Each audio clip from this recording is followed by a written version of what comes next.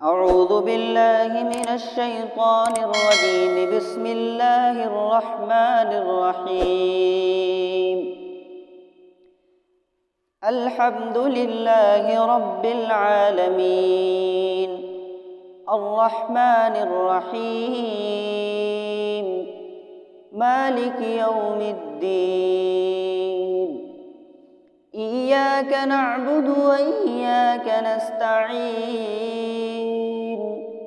اهدنا الصراط المستقيم صراط الذين أنعمت عليهم غير المغضوب عليهم ولا الضالين.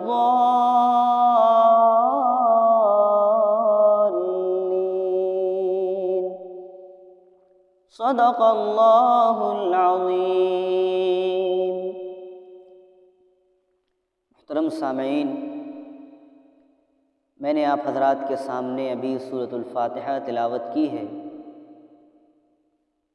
جو قرآن کریم کی سب سے پہلی سورت ہے ترتیب کتابت کے لحاظ سے. ترتیب نزول کے لحاظ سے سب سے پہلی سورت سورہ علق کی جو آیات ہیں اقرأ بسم ربک الذی خلق، اور یہ قرآن کریم کی سب سے پہلی سورت ترتیب کتابت کے لحاظ سے. احادیث مبارکہ میں سورۃ الفاتحہ کے بہت سارے فضائل وارد ہوئے ہیں، اور اس سورت کا بہت سا نام آیا ہوا ہے. اس سورت کو سورۃ الشفا بھی کہتے ہیں، اور یہ قرآن کریم کا خلاصہ ہے. اس سورت کو ام الکتاب بھی کہا جاتا ہے. اس سورت میں 7 آیات ہیں. 3 کا تعلق اللہ سے ہے، اور آخر کی جو 3 کی آیات ہیں اس کا تعلق بندوں سے ہے، اور جو بیچ کی ایک آیت ہے وہ اللہ اور اس کے بندوں کے درمیان مشترک ہے. حدیث پاک میں آتا ہے کہ جب کوئی بھی شخص سورۃ الفاتحہ جب پڑھتا ہے اور کہتا ہے الحمدللہ رب العالمین، تو اللہ کی طرف سے کہا جاتا ہے یہ حمدنی عبدی، کہ میرے بندے نے میری حمد بیان کی. اور جب وہ پڑھتا ہے کہ الرحمن الرحیم، تو کہا جاتا ہے کہ اثنى علی عبدی، میرے بندے نے میری حمد و ثنا بیان کی.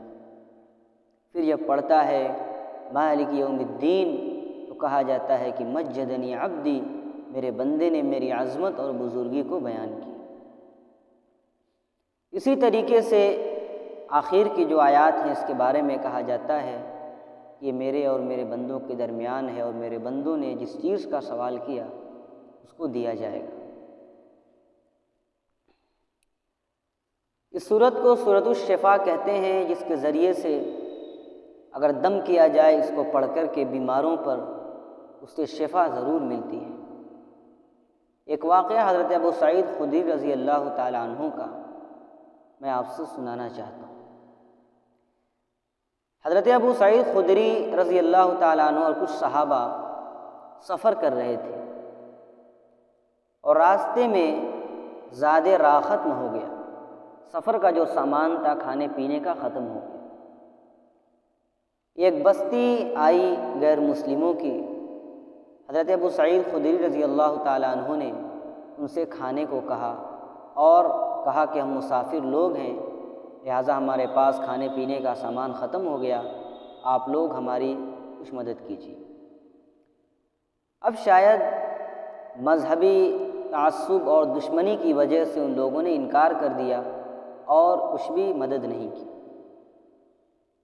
یہ حضرات بستی کے باہر پڑاؤ ڈالا اور ٹھہرے، اور سوچا کہ صبح میں پھر کھانے کی تلاش میں نکلیں گے. اللہ کا کرنا ایسا ہوا کہ رات میں اس بستی کا جو سردار کا اس کو ایک سانپ نے ڈس لیا، اور بستی والوں نے پوری کوشش کر دی کہ کسی طریقے سے اس سانپ کے زہر کو اتار دیا جائے، لیکن وہ کامیاب نہ ہو سکے. ان کے ذہن میں یہ خیال آیا کہ یہ جو باہر لوگ ٹھہرے ہوئے ہیں مولوی قسم کے لوگ ہیں، شاید کہ ان کے پاس اس کا کوئی علاج ہو. چنانچہ اس میں سے ایک شخص آیا اور کہا کہ حضرت ابو سعید خدری رضی اللہ تعالیٰ عنہ سے، کیا آپ سانپ کے ڈسے ہوئے کا علاج جانتے ہیں؟ انہوں نے کہا کہ ہاں جانتا ہوں، لیکن تم لوگ انتہائی بد اخلاق لوگ ہو، ایک مسافر کو تم لوگوں نے ٹھہرنے کے لیے جگہ نہیں دی، لہٰذا میں ایسے نہیں جاؤں گا۔ تو اس شخص نے کہا کہ آپ چلیے علاج کر دیجئے، ہم آپ کو ایک بکریوں کا ایک بڑا سا ریوڑ آپ کو دے دیں گے۔